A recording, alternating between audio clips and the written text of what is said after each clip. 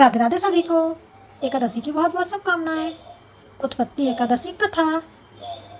उत्पत्ति एकादशी का व्रत हेमंत ऋतु में मार्गशीर्ष मास के कृष्ण पक्ष गुजरात महाराष्ट्र के अनुसार कार्तिक को करना चाहिए। इसकी कथा इस प्रकार है।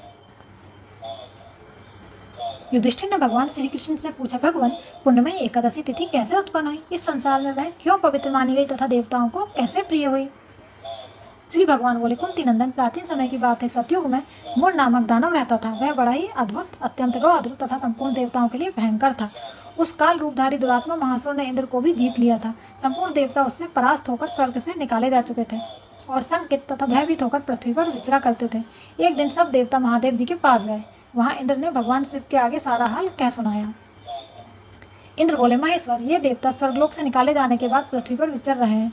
मनुष्यों के बीच रहना इन्हें शोभा नहीं देता। देव, कोई उपाय बतलाइए। देवता किसका सहारा लें? महादेव जी ने कहा, देवराज, जहाँ सबको शरण देने वाले, सबकी रक्षा में तत्पर रहने वाले जगत के स्वामी भगवान गरुड़ध्वज विराजमान है, वहां जाओ। वे तुम लोगों की रक्षा करेंगे। भगवान श्री कृष्ण कहते हैं, युधिष्ठिर, महादेव जी की यह बात सुनकर परम बुद्धिमान देवराज इंद्र संपूर्ण देवताओं के साथ क्षीर सागर में गए, जहाँ भगवान गदाधर सो रहे थे।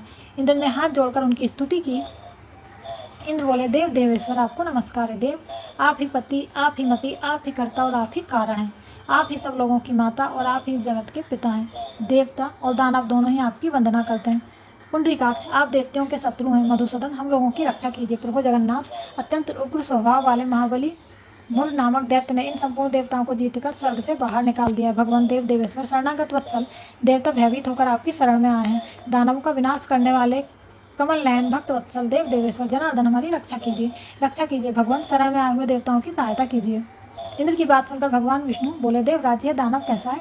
उसका रूप और बल कैसा है तथा उस दुष्ट के रहने का स्थान कहाँ है? इंद्र बोले, देवेश्वर, पूर्व काल में ब्रह्मा जी के वंश में तालजंग नामक एक महान असुर उत्पन्न हुआ था, जो अत्यंत भयंकर था। उसका पुत्र मूर दानव के नाम से विख्यात है।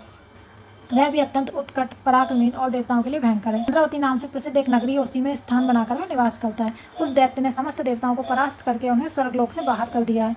उसने एक दूसरे ही इंद्र को स्वर्ग के सिंहासन पर बिठाया है। अग्नि, चंद्रमा, सूर्य, वायु तथा वरुण भी उसने दूसरे ही बनाए हैं। जनार्दन, मैं सच्ची बात बता रहा हूँ, उसने सब कोई दूसरे ही कर लिए हैं। देवताओं को तो उसने उनके प्रत्येक स्थान से वंचित कर दिया है। इंद्र की यह बात सुनकर भगवान जनार्दन को बड़ा क्रोध आया। उन्होंने देवताओं को साथ लेकर चंद्रावती नगरी में प्रवेश किया। भगवान गदाधर ने देखा कि दैत्यराज बारंबार गर्जना कर रहा है और उससे परास्त होकर संपूर्ण देवता दसों दिशाओं में भाग रहे हैं।